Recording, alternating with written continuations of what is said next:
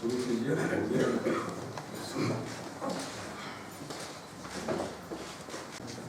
Sir, शिक्षा विभाग की तरफ से माननीय मुख्यमंत्री जी, माननीय शिक्षा मंत्री जी और विकास ये प्रोग्राम करेंट विभाग के सामने जो मेजर इशू है उसमें लॉन्ग टर्म में शॉर्ट टर्म में और एक्शन प्लान रिप्लेस किया गया सस्टेनेबल डेवलपमेंट गोल्स। उसमें सस्टेनेबल डेवलपमेंट गोल्स में SDG फॉर एजुकेशन 2030 के नाम से है। तो पूरे देश में अगले 15 वर्षों में 2030 एजुकेशन के नाम से ये एजेंडा नेक्स्ट जैसे इम्पोर्टेंट इम्प्लीमेंटेशन फ्रेमवर्क है और मिड डे मील है और primary school with in 1 kilometre and upper primary with in 3 kilometre. Secondary education जिसमें हमारा 14 से 18 इयर्स के बच्चों को अफोर्डेबल एजुकेशन देना है।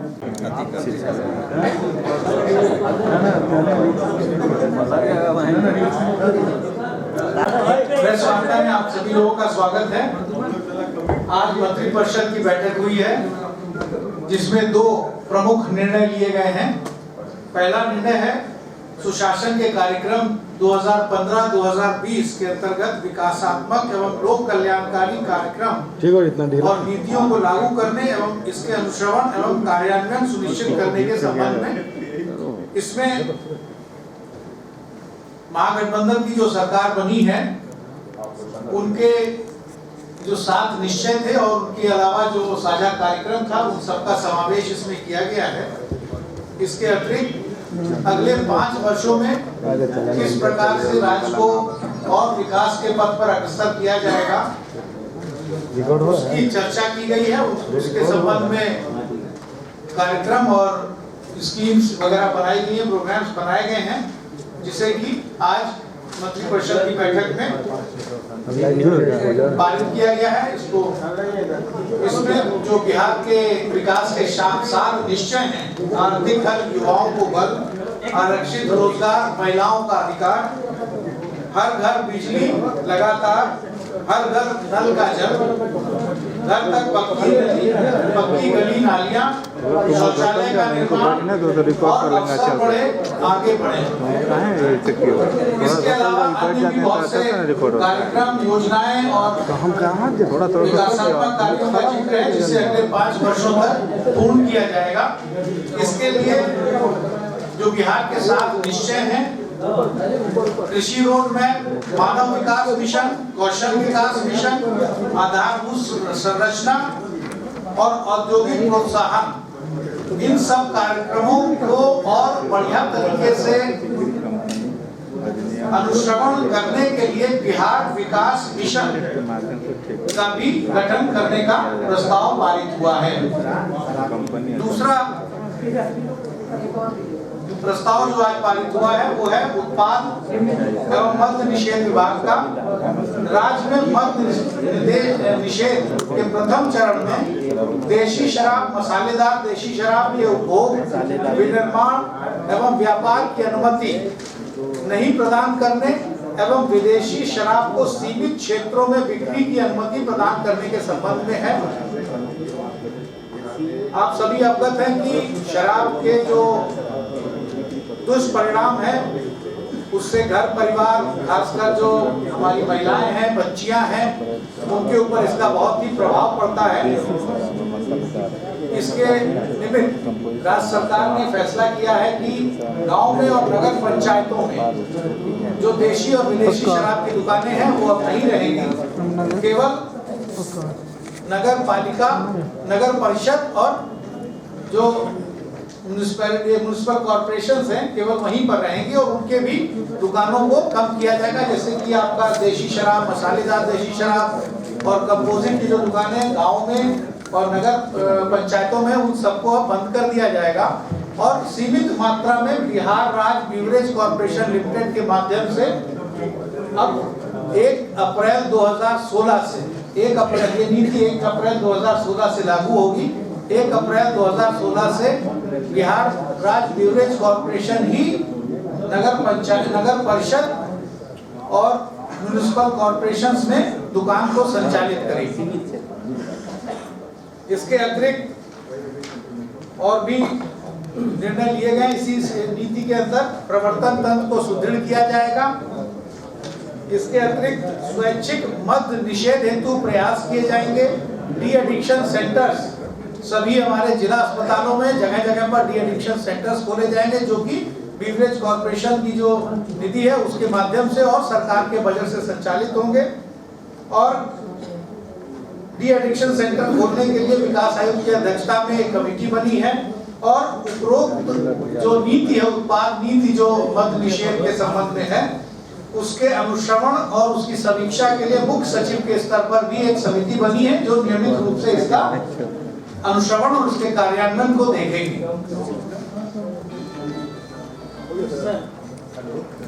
विदेशी शराब से क्या है?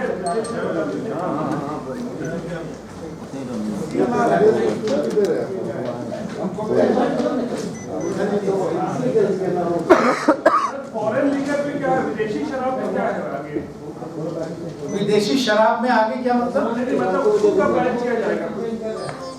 ये चरणबद्ध तरीके से लागू होगा। पहले स्टेज में जो है इसको 1 अप्रैल से विदेशी और देशी और मसालेदार शराब को गांव और नगर पंचायत जो है हमारी, जो ब्लॉक हेडक्वार्टर्स और छोटी नगर पंचायतें, वहां पर लागू किया जा रहा है। और देशी शराब, मसालेदार देशी शराब को पूर्णतः बैन किया जा रहा है। और जो कंपोजिट दुकान विदेशी शराब की है उसको नगर पंचायत और गाँव में अब नहीं बिक्री होगी। और इसके बाद क्रमबद्ध तरीके से इसको आगे बढ़ाया जाएगा।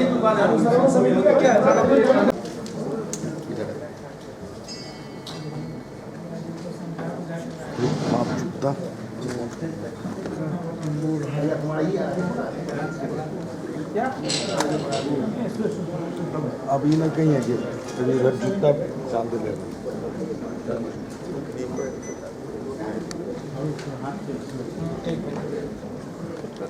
फिक्स करके पड़ेगा। तो आज सरकार के निर्णय की जानकारी मंडल की बैठक के बाद सचिवालय की निर्देश दी ना, ठीक है, ऑडियो थोड़ा सा दे दे। और एक बहुत बड़ा कदम उठाया गया है। और जो हम लोगों ने चुनाव के पहले कहा था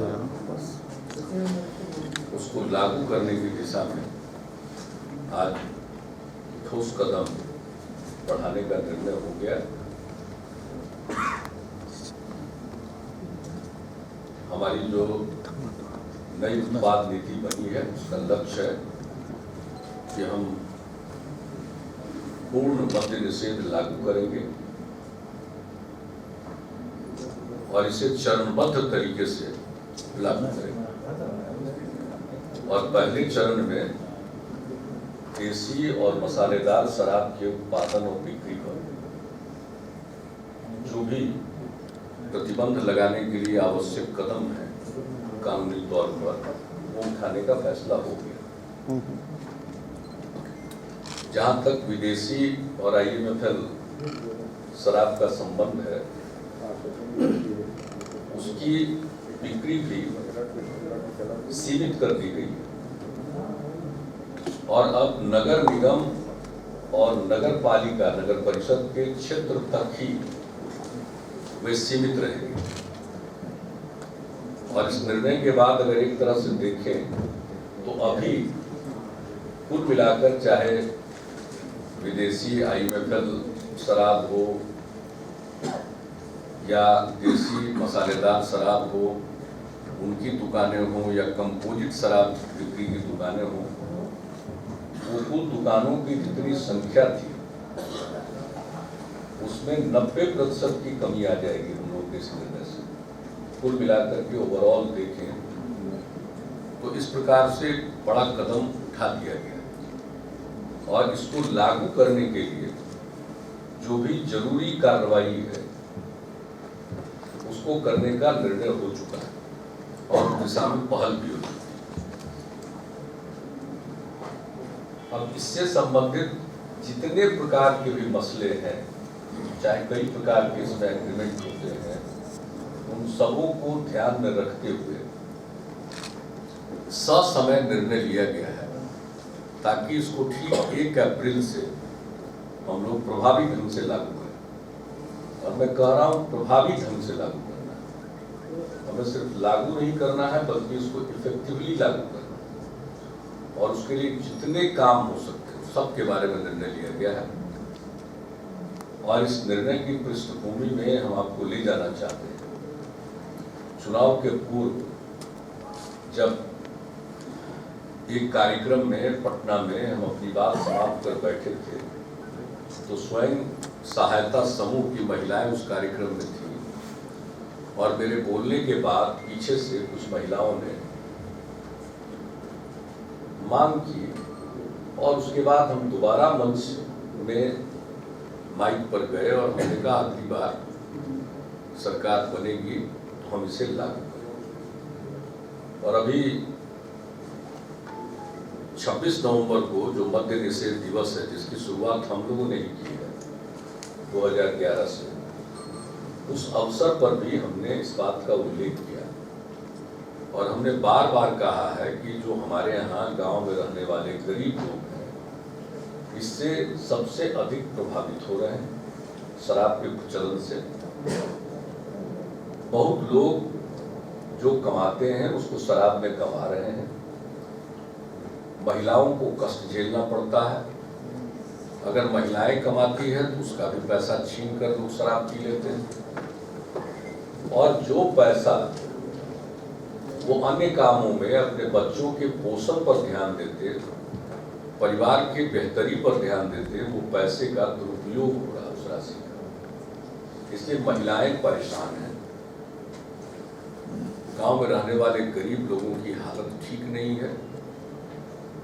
तो उनकी स्थिति के मद्देनजर महिलाओं का ख्याल करते हुए और गांव के गरीबों का ख्याल रखते हुए हम नीति बनाएंगे, और उसी के अनुरूप हम लोगों ने आज नीति का निर्धारण किया है, जिसे तत्काल प्रभाव से उस पर अमल और कार्रवाई प्रारंभ हो जाएगी, ताकि 1 अप्रैल 2016 से ये लागू हो जाए। और यही नहीं, शराब के खिलाफ एक सामाजिक अभियान भी हम लोग चलाएंगे, और उसके लिए भी पूरी योजना हम लोगों ने बनाई है। हमारे स्वयं सहायता समूह से जुड़ी हुई महिलाएं, आशा वर्कर्स, आंगनबाड़ी सेविका, शिक्षिकाएं, अन्य प्रकार के जो संगठन हैं, उन सबों को हम लोग शामिल करेंगे, जनप्रतिनिधियों को, सभी को शामिल करेंगे, और सबसे अपील करेंगे कि एक सामाजिक आंदोलन का रूप ले। हमें मालूम है कि इस देश में अनेक जगहों पर शराबबंदी लागू करने का निर्णय हुआ, लेकिन वह प्रभावी नहीं हो पाए। हम इसे प्रभावी ढंग से लागू करना चाहते हैं, इसलिए उसके हर एस्पेक्ट पर, हर पहलू पर हम लोगों ने गौर किया। तो इसे एक सामाजिक अभियान का, जन आंदोलन का रूप भी देंगे, और महिलाओं की स्थिति और उनकी मांग को देखते हुए ये बड़ा निर्णय लिया जा रहा है, तो सब अपनी भूमिका निभाएं। इस काम के लिए जिला स्तर पर डीएम और एसपी, जिला पदाधिकारी और पुलिस अधीक्षक संयुक्त रूप से जवाबदेह होंगे। किसी भी हालत में अवैध शराब का धंधा नहीं होने दिया जाए, और इस बात को देखने के लिए वही जिम्मेवार होंगे, और इसमें पुलिस स्टेशन की भी जिम्मेवारी तय की जा रही है, और इसके बारे में विस्तृत बातचीत हो गई है। तो और पूरा दिशा निर्देश और इस पूरे नीति को प्रभावी ढंग से लागू करने के लिए मुख्य सचिव की अध्यक्षता में कमेटी होगी, जिसमें डीजीपी होंगे, विकास आयुक्त होंगे, और अन्य सभी विभागों के लोग जिनका इससे संबंध है।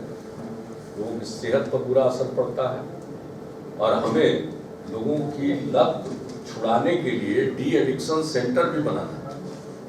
उसके लिए भी हम लोगों ने फैसला किया, और कल ही स्वास्थ्य विभाग के साथ बातचीत करके उनकी समीक्षा के दौरान हमने कहा है कि पूरी तैयारी कर लीजिए, तो डी एडिक्शन सेंटर भी चलाए जाए, ताकि लोगों की लत भी छूटे।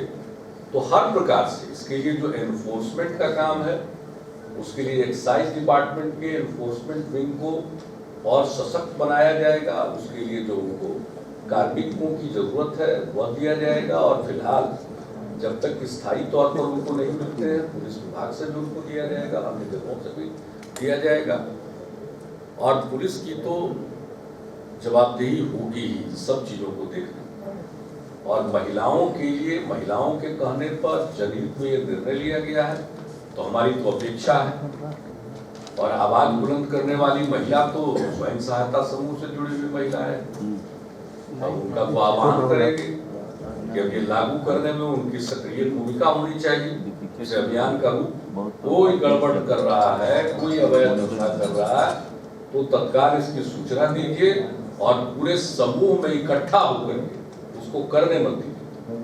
जहां जरूरत पड़े, भट्ठी वट्ठी कोई चलाना चाहता है तो हम तो कहेंगे कि उसको तोड़िए, और पुलिस वाले उनकी सहायता में पहुंचेंगे। यहाँ से डायल फ्री नंबर भी जारी किया जा रहा है और एक एक चीज को मॉनिटर किया जाएगा कि उन्होंने अगर कोई फोन किया तो पुलिस के लोग कितने समय में पहुंचे, ये सब सुनिश्चित किया जाएगा। अगर महिलाएं इस प्रकार से शराब बंदी के लिए और अवैध शराब के धंधे के खिलाफ कोई शिकायत करती हैं तो उसका रिस्पांस टाइम न्यूनतम होगा। हम तो उसका लक्ष्य निर्धारित करने जा रहे हैं कि इसका रिस्पांस टाइम उतना ही होगा जितना थाना से उस जगह पर पहुंचने में समय लगेगा। तो हर लोगों को सचेत भी रहना है, ये सब काम होना है, और फिर सब लोगों का पूरे तौर पर मोबिलाइजेशन, जन चेतना, और हम सब लोगों से अपील करें कि भाई इसमें सहयोग होना चाहिए। इस पॉलिसी को सही ढंग से समझना चाहिए, और हम लोगों का लक्ष्य पूर्ण मद्य निषेध, उसे प्राप्त करने के लिए हम चरणबद्ध तरीके से आगे बढ़े। तो यह हमारा निर्णय है, यह हम लोगों का संकल्प है, और इस पर कदम एक एक कदम हम लोग बढ़ाएंगे इस प्रकार से कि प्रभावी ढंग से ये लागू हो जाए। कहने के लिए हम लागू कर दें और कार्य रूप में वह लागू नहीं हो पाए तो वह एक हास्यास्पद स्थिति होगी। इसलिए इसके हर पहलू को गौर करते हुए, और जब हमने आंकड़े आपको दे दिए कि अभी के निर्णय से ही 90% दुकानें बंद हो जाएंगी, और जो दुकानें चलेंगी भी हम वो कोई निजी हाथ में नहीं देने वाले। आज बेवरेजेस कॉर्पोरेशन होलसेल ट्रेड करता है, लीकर का, तो अब बेवरेजेस कॉर्पोरेशन जो विदेशी शराब और इसका जो होलसेल का काम करेगा, अब रिटेल का भी काम वही करेगा। और जितनी दुकानें बनेगी वो सब ऑफ दुकानें होंगी। ऑफ दुकान का मतलब है कि वहां दारू पीने की इजाजत नहीं होगी, तो बिक्री की जगह आज तो जहां बिकता है वहीं पर लेकर लेने लगते हैं लोग। सब ऑफ दुकान और सब पर सीसीटीवी लगा रहेगा, हर तरह से वॉच करेंगे, और उसका यहाँ पर कंट्रोल रूम, मॉनिटरिंग का एक एक चीज डेवलप किया जा रहा है, और सब अलग अलग विभागों से जो उसमें सहयोग मिलना है, इस सब के लिए बुनियादी चर्चा हो गई है। प्रारंभिक तौर पर सब लोग काम में लगे हुए हैं, और हर चीज की मॉनिटरिंग इवन 1 अप्रैल 2016 के पहले पूरा तंत्र हमारा नियंत्रण का कारगर हो जाए, इसको चीफ सेक्रेटरी की अध्यक्षता वाली कमेटी इंश्योर करेगी। तो ये सब लोगों की जवाबदेही है, और हाथ जोड़कर आप लोगों से प्रार्थना करते हैं कि आप लोगों का भी इसमें पूर्ण सहयोग मिलना चाहिए। अगर सचमुच चाहते हैं कि शराब से मुक्त कराना है बिहार, अगर मगर में देखते रहिएगा खाली तो हमको नहीं समझ में आता। तब तो हम यही समझेंगे कि अगर मगर निकाल करके आप लोग एक्चुअली शराब बंदी के खिलाफ जो एक वातावरण बनेगा उसको डाइल्यूट करना चाहिए। इसलिए मैं आपको विनम्रता पूर्वक आग्रह करता हूं मैं आपसे कि भाई इसके स्पिरिट को समझिए। उस स्पिरिट को बंद कर रहे हैं, लेकिन ये स्पिरिट जो है वो यही है कि हमको अल्टीमेट लक्ष्य प्राप्त करना है, पूरा मद्य निषेध। तो उसके लिए अब आप ये पूछने लगे डाइल्यूशन नहीं है तो और क्या है। अभी तो लागू होगा और पूरे ढंग से इफेक्टिव कर लेंगे, तो आगे का सोचेंगे, समय तय करेंगे। बोर्ड ने शराब बंदी की कोई तिथि है क्या? आपको तो बता दिया आपको तो बता दिया कि निर्णय हो गया, चरणबद्ध ढंग से लागू करेंगे, 1 अप्रैल से ये काम शुरू करने वाले हैं। और जो भी विदेशी या क्या ये फिर उसको कहते हैं, विदेशी चलता है। हाँ जो भी कह लीजिए, हम तो ज्यादा नाम वाम जानते नहीं, तो नहीं, इसलिए कि बंद करना तो बंद कर देते हैं, लेकिन वो लागू नहीं होता है। वैसे ही होता कि कहीं बंद है लेकिन होम डिलीवरी है वहां, वैसा बंदी हम नहीं चाहते। दिखावे का बंदी मुझे नहीं चाहिए, हमको तो इफेक्टिव चाहिए। और इसलिए हम चरणबद्ध ढंग से बढ़ेंगे, लक्ष्य को प्राप्त करेंगे। आप सबका सहयोग रहेगा तो बहुत जल्दी प्राप्त करेंगे। दुकान जो चलेगी उसमें मोटा भी रहेगा क्या, राशनिंग में फिक्स टारगेट? भाई नियंत्रण रहेगा बेवरेजेस कॉर्पोरेशन के हाथ में, तो सरकार को एक एक चीज की जानकारी होगी, कितना खपत है क्या है, तो ये चलाएगी। कोई प्राइवेट डीलर अब नहीं रहेगा, रिटेलर अब यही लोग चलाएंगे उसको। सरकार बेवरेजेस कॉर्पोरेशन की दुकान, सरकार द्वारा गठित जो बेवरेजेस कॉर्पोरेशन है, जो आज होलसेल ट्रेड करता है, वही अब रिटेल का काम भी, जितनी दुकानें स्वीकृत होंगी नगर निगम और नगर पालिकाओं में, और अब जितनी दुकान की स्वीकृति हो सकती है नए पॉलिसी के गाइडलाइन के मुताबिक, तो उससे जो हमने शुरू में बताया कि आज जो दुकानें हैं 90% दुकानें बंद हो जाएगी, मात्र 10% है। तो फर्स्ट फेज में 90% का एलिमिनेशन हो गया और वो वहां पर रहेगा। हर तरह की जानकारी वहां से मिलेगी, तो इसको फेज वाइज है। उसका क्या होगा? नहीं, रेवेन्यू लॉस की मुझे चिंता नहीं है। ये मालूम है, जब हम लोग सरकार में पहली बार आए थे तो कितना रेवेन्यू था, और उसमें हम लोगों ने कुछ कदम उठाए और उसके चलते रेवेन्यू बढ़ा। बहुत सारा अवैध जो धंधा होता था वो कम हो गया और सब रेवेन्यू के नेट में आए, तो आज लगभग 4800 करोड़ या 5000 करोड़ के करीब आता है। तो जो भी रेवेन्यू लॉस होगा उसकी कोई चिंता नहीं, हम रेवेन्यू लॉस नहीं देखेंगे, हम इफेक्टिवली इसको इम्प्लीमेंट करेंगे चरणबद्ध। फर्स्ट फेज में ग्रामीण इलाकों में पूर्णतः बंदी रहेगी। पूर्णतः ग्रामीण इलाके में तो विदेशी शराब की कोई दुकान ही नहीं होगी। ये तो नगर निगम के जो शहर हैं और नगर पालिका, नगर परिषद या नगर पालिका जो कहें, उन्हीं शहरों में, सीमित शहरों में सीमित दुकानें यानी और वही दुकानें बेवरेजेस कॉर्पोरेशन के द्वारा ही संचालित हो। यानी ये मान के चलें कि 2017 में पूर्ण शराबबंदी। अब आप मान करके चलिए, आपके मुंह में घी सकते जरा इसको इफेक्टिवली आपकी कैंपेन में भाग ले लीजिएगा तो लागू नहीं होगा, भाग ले लीजिएगा तो लागू होगा। अरे भाई सर, आज लोकसभा में भी आपको लेकर के बहुत हंगामा। मुझे नहीं मालूम, हम तो अपने काम सर, अरुण जेटली ने अपने फोन में लिखा है ममता बनर्जी और आपको to distance yourself from Kejriwal vocabulary, इस पे क्या कहना है? देखिए, मैं अरुण जेटली साहब की इज्जत करता हूं, लेकिन जो भी कार्रवाई उस दिन वहां हुई दिल्ली के मुख्यमंत्री जी के कार्यालय में, और जो खबरें मीडिया के माध्यम से आई, उससे मुझे घोर आश्चर्य हुआ और मुझको ऐसा लगा कि सारी मर्यादाएं भंग हो रही। और मैंने जब अपनी बात कही तो यह भी कहा कि मैं किसी जांच के खिलाफ नहीं,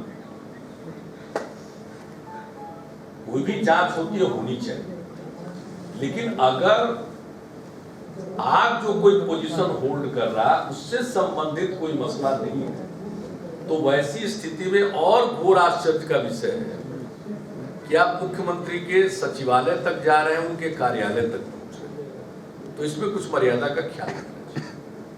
अगर पुरानी बात है तो आज के सीएम ऑफिस में अगर कोई व्यक्ति पोस्टेड है तो उससे क्या मतलब है उसका?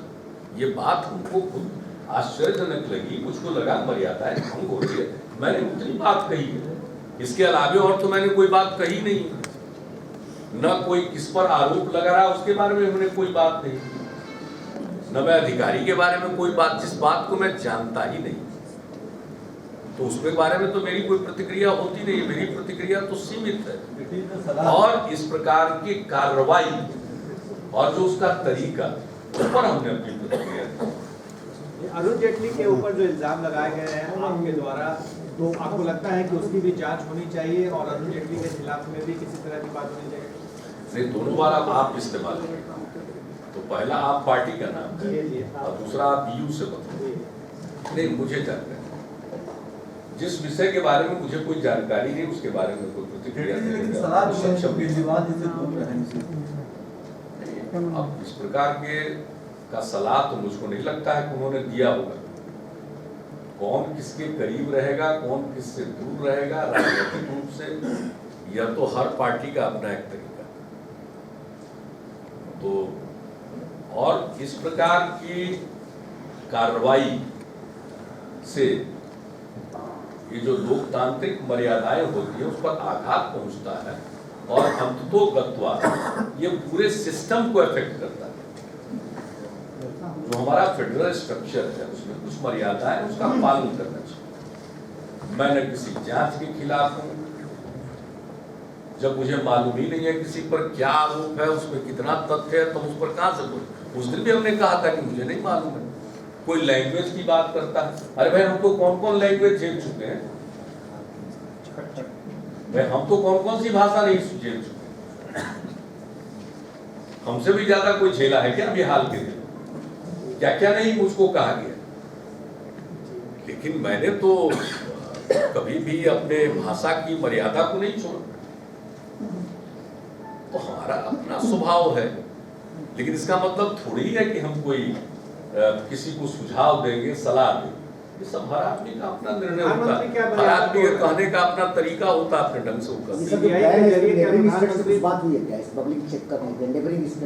नहीं, अभी बात नहीं हुई। हम लोग तो चेक करने के लिए जितना भी इफेक्टिव हम लोगों के पास तंत्र होगा उसका करेंगे। अब देखिएगा कितना बढ़ता है, क्या बढ़ता है। नया प्रधानमंत्री आने से क्या होगा, पिएंगे तब नया एक्साइज पाएंगे तब। इतना बड़ा मूवमेंट का रूप ये धारण करेगा कि जरा मुश्किल होगा। देखिए, सिर्फ ये प्रशासनिक तंत्र के भरोसे इतना बड़ा निर्णय नहीं है, ये लोगों के भरोसे है, और खास करके महिलाओं के भरोसे ये निर्णय हमने लिया। तो हमें पूरा विश्वास है प्रधानमंत्री सब मिल करके एक ऐसा वातावरण बनेगा कि लोग पिएंगे ही नहीं, और अगर थोड़ा बहुत किन्हीं को रेजिस्टेंस है तो उनको डी एडिक्शन सेंटर ले जाएंगे।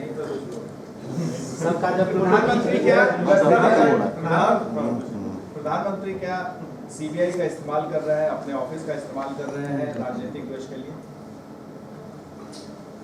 अब ये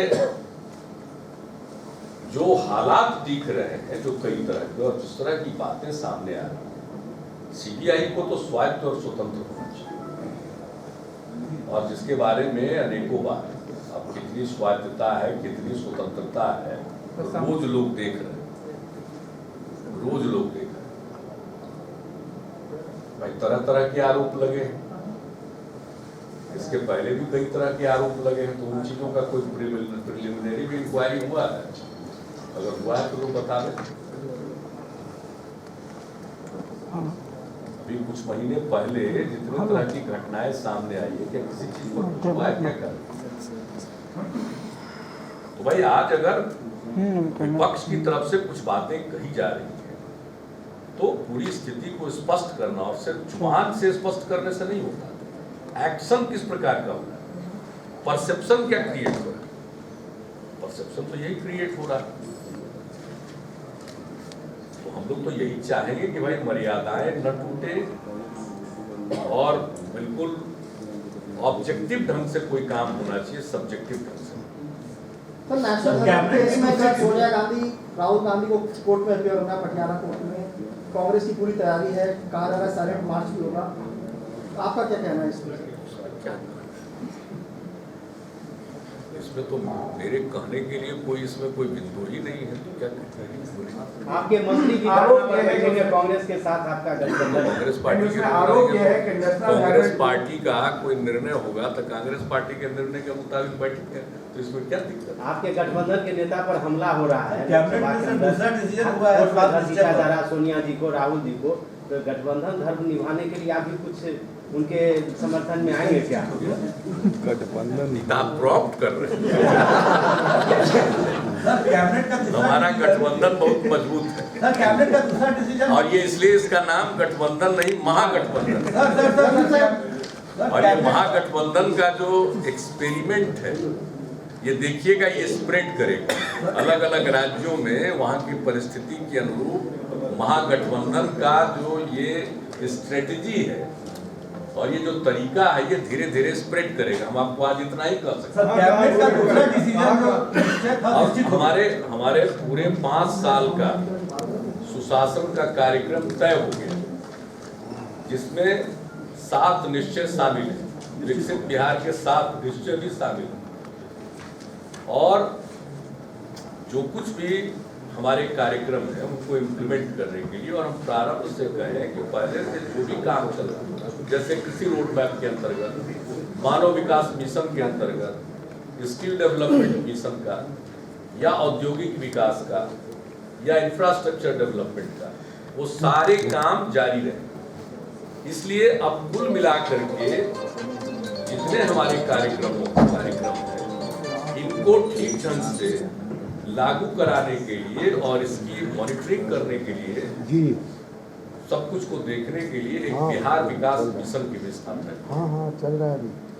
और उसका डिटेल वर्कआउट हाँ। किया जाए। ये 7 निश्चय के लिए 7 निश्चय भी उसमें, और इसके अलावे भी बहुत सारे, इसलिए एक इंस्ट्रूमेंट के जरिए बहुत सारे काम किए गए। और जो विभिन्न विभागों के द्वारा हमारे 7 निश्चय के कार्यक्रम लागू किए जाएंगे, उन विभागों को भी और भी ज्यादा अधिकार मिले, तो इसको देखते हुए मिशन मोड में लागू करने के लिए जो भी एक ढांचागत तंत्र उनको विकसित करना है, वह भी विकसित किया जाएगा। और उसके बारे में आज निर्णय हुआ है, एक एक करके उन सारी बातों को जब अंतिम रूप दिया जाएगा तो आपके सामने निश्चय निश्चित हो गया। निश्चय निश्चय निश्चित हो गया। वो पैन ना कर दीजिए।